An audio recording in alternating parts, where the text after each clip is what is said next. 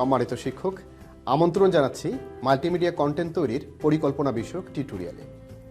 এই টিউটোরিয়ালটি অনুসরণ করলে আমরা একটি মাল্টিমিডিয়া কন্টেন্ট তৈরির ক্ষেত্রে পরিকল্পনা প্রণয়ন করতে পারব। একটি মাল্টিমিডিয়া কন্টেন্ট তৈরির জন্য সবচেয়ে জরুরি একটি সুন্দর পরিকল্পনা। এক্ষেত্রে আমাদের পাঠ্য বই থেকে যে কন্টেন্টটি নিয়ে একটি মাল্টিমিডিয়া কন্টেন্ট তৈরি করা হবে, তার কোন স্লাইডে কী কী টেক্সট, কী ধরনের অডিও বা video, image, animated clip, chart কিংবা ডায়াগ্রাম থাকবে, সেগুলো আগে থেকেই একটি ওয়ার্কশিটে সুন্দর করে সাজিয়ে নিতে হবে। সম্মানিত সহকর্মী, একটি আদর্শ মাল্টিমিডিয়া কন্টেন্ট তৈরির ক্ষেত্রে কতগুলো ধাপ বা পেডাগজি অনুসরণ করে তৈরি করতে হয়। তাহলে চলুন সবার আগে আমরা একটি আদর্শ মাল্টিমিডিয়া কন্টেন্ট দেখি এবং লক্ষ্য করি এর মধ্যে কী কী ধাপ রয়েছে।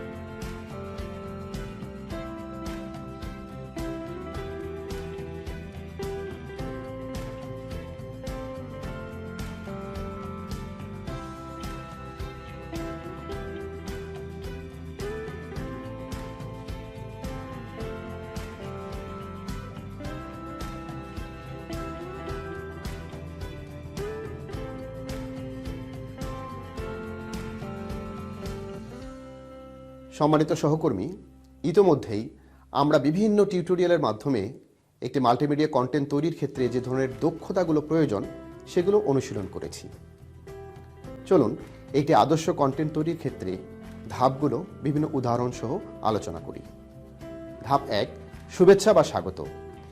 একটি মাল্টিমিডিয়া কন্টেন্টের শুরুতেই স্লাইড নির্ভর না হয়েও ওয়ার্ম আপের জন্য বিভিন্ন অ্যাক্টিভিটি দিয়ে শুরু করা যেতে পারে। তবে প্রথম স্লাইডে বিভিন্ন পাঠ সংশ্লিষ্ট ছবি বা অধ্যায় সংশ্লিষ্ট ছবি দিয়ে শুভেচ্ছা বা স্বাগত স্লাইডটি তৈরি করা যেতে পারে। এক্ষেত্রে শুভেচ্ছা বা স্বাগত কথাটি লেখা যেতে পারে। আমরা স্ক্রিনে এমন একটি স্লাইড দেখতে পাচ্ছি। ধাপ 2, পরিচিতি। শুভেচ্ছা বা স্বাগত স্লাইডের পরেই পরিচিতি পর্ব। এক্ষেত্রে স্লাইডের একদিকে শিক্ষক পরিচিতি আর একদিকে বিষয় পরিচিতি স্ক্রিনে প্রদর্শিত স্লাইডের মতো করে সাজিয়ে নিতে পারি। সম্মানিত সহকর্মী, শ্রেণীকক্ষে মাল্টিমিডিয়া কন্টেন্ট ব্যবহারের ক্ষেত্রে প্রতিটি ডিজিটাল কন্টেন্টে শিক্ষক পরিচিতি না থাকলেও চলে। তবে যেহেতু শিক্ষক বাতায়ন সহ বিভিন্ন প্ল্যাটফর্মে এই ডিজিটাল কন্টেন্টটি আপলোড করতে হয় এবং আমাদের এই ডিজিটাল কন্টেন্টটি ব্যবহার করে অন্য কোনো শিক্ষক ক্লাস পরিচালনা করে থাকেন, সেক্ষেত্রে স্লাইডে শিক্ষক পরিচিতি রাখাটা ভালো। ধাপ 3, পাঠ ঘোষণা।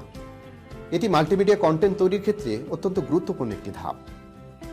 আজকের ক্লাসে যে পাঠ বা লেসনটি নিয়ে আলোচনা করা হবে তা শিক্ষার্থীদের বিভিন্ন প্রেষণার ভেতর দিয়ে পূর্বজ্ঞান যাচাই করে বের করে আনতে হয়। এক্ষেত্রে শিক্ষক বিভিন্ন টেক্সট, ইমেজ, ইনফোগ্রাফ, অডিও বা ভিডিও প্রেষণার উপাদান হিসেবে ব্যবহার করতে পারেন।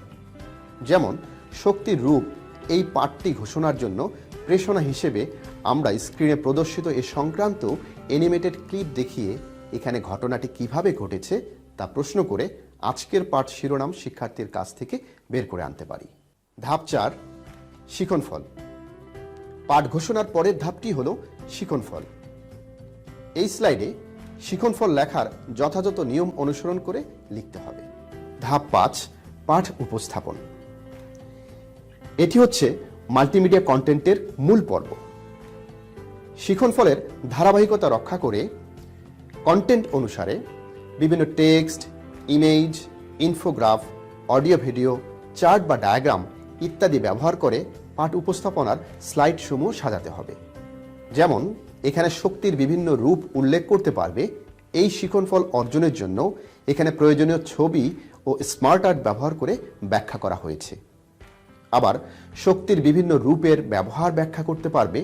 এই শিক্ষণফল অর্জনের জন্য এখানে এক একটি স্লাইডে প্রয়োজনীয় ছবি, টেক্সট ব্যবহার করে বর্ণনা করা হয়েছে।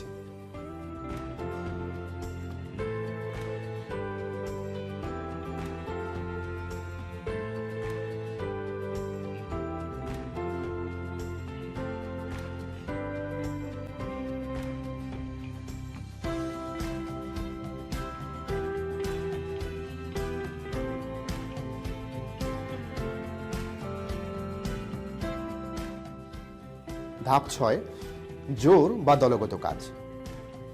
এটি হচ্ছে শিক্ষার্থীদের অংশগ্রহণমূলক পর্ব। এখানে পাঠ সংশ্লিষ্ট প্রশ্ন দিয়ে শিক্ষার্থীদের জোর বা দলগত কাজ দিতে হবে। উদাহরণ হিসেবে এই শ্রেণীকক্ষে শক্তির কি কি রূপ আছে তার একটি তালিকা তৈরি করো। এখানে এমন একটি জোর কাজ দেয়া যেতে পারে। ধাপ 7, মূল্যায়ন। এটি হচ্ছে আজকের পাঠের উপর সামষ্টিক মূল্যায়ন। পাঠ সংশ্লিষ্ট বিভিন্ন ছোট ছোট প্রশ্ন কিংবা কুইজ দিয়ে এই পর্বটি সাজানো যেতে পারে। যেমন এক্ষেত্রে উদাহরণ হিসেবে দেখানো হলো শক্তির উৎস বলতে কি বোঝায়, শক্তির বিভিন্ন রূপের নাম বলো, পারমাণবিক শক্তি কি, স্থিতি শক্তি কি। ধাপ 8, বাড়ির কাজ। আজকের পাঠে এই পর্বে একটি বাড়ির কাজ দিতে হবে যেন শিক্ষার্থীরা বাড়িতে এটি অনুশীলন করতে পারে। উদাহরণ হিসেবে প্রতিদিন যে সমস্ত শক্তি তোমাদের দৈনন্দিন কাজে ব্যবহৃত হয় তাদের তালিকা তৈরি করো এবং সংক্ষিপ্ত বর্ণনা দাও। ধাপ 9, ধন্যবাদ। শেষে একটি ধন্যবাদ স্লাইড যুক্ত করতে হবে। এখানেও পাঠ সংশ্লিষ্ট ছবি দিয়ে আমরা ধন্যবাদ স্লাইডটি তৈরি করব, সাথে ধন্যবাদ কথাটি লেখা থাকতে পারে। সম্মানিত সহকর্মী, এতক্ষণ আমরা এটি আদর্শ মাল্টিমিডিয়া কন্টেন্ট তৈরির বিভিন্ন ধাপগুলো দেখলাম। চলুন এবারে আমরা একটি মাল্টিমিডিয়া কন্টেন্ট তৈরির ক্ষেত্রে সম্পূর্ণ এই পরিকল্পনাটি এক নজরে দেখে নিই।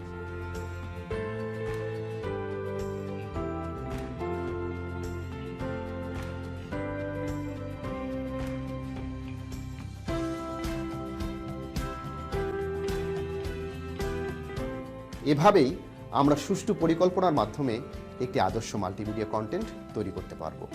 সম্মানিত সহকর্মী, আশা করি আজকের এই টিউটোরিয়ালটি ভালো লেগেছে। আমরা প্রত্যেকেই এই নিয়মগুলো অনুসরণ করে একটি আদর্শ মাল্টিমিডিয়া কন্টেন্ট তৈরি করব। এতক্ষণ সাথে থাকার জন্য ধন্যবাদ।